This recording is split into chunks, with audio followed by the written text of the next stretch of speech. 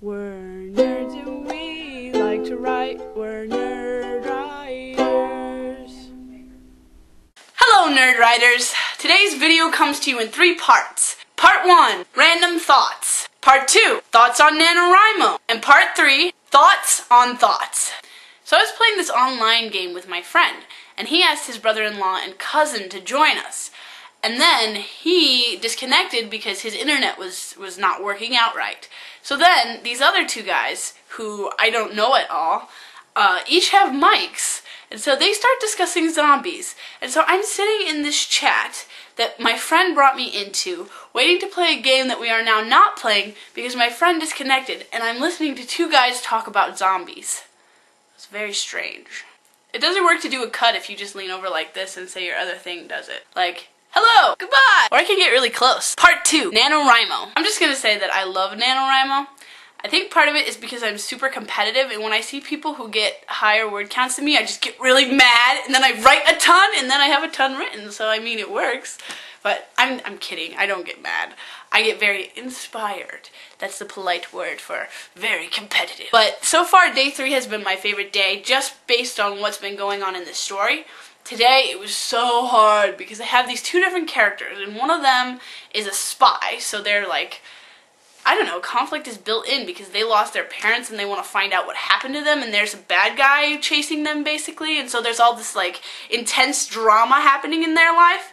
My other character is just like this little schoolgirl who's, like, having her normal life, and it's like, how am I supposed to write with the same compelling conflict about a spy and about this girl who just is in love with the boy and doing nothing? I mean, what's more exciting? Being chased or being in love? Being chased. But all is well because there's a man stalking her now, and I can do a lot with that. Does that sound horrible? Being a writer is so funny. You're like, yeah, now the story's easy to write because an axe murderer is after her.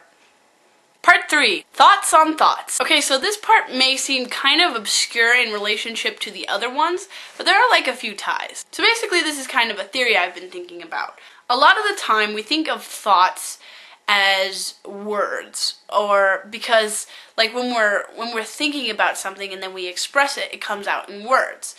Thoughts can also be other things like ideas and I don't know what else, pictures sometimes, and dreams and things like that.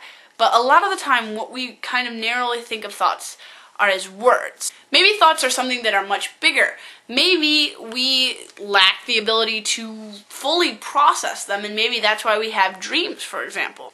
And if you think about it, thought as something greater than just, I need to eat, when it comes down to like fight or flight, thought can be so fast as to be instinct or a reaction to something. Like, thoughts are not just, I need to do X, Y, and Z. Like, words are more about communication and also about structuring concepts of society and societal things. It's also interesting if you think about actors who always like talk about how they have so many different personalities, and that if they didn't have acting, they'd just be like creepy, insane people in our society because they'd always be changing personality. And then of course we come to art, and art is the best thing because it takes this huge, formless, shapeless thing and it says, okay, you can be huge and formless and shapeless.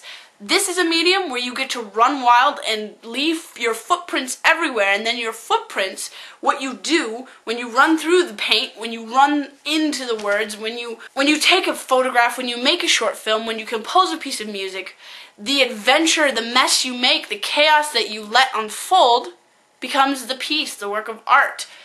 It becomes the photograph, it becomes the novel. And that's pretty much what we're doing this month. Is we're running wildly in our thoughts, in our imaginations.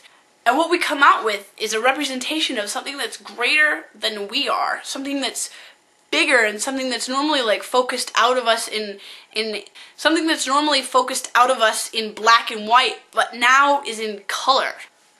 And that concludes my thoughts on thoughts on thoughts and thoughts. I'll see you next Tuesday, Josie.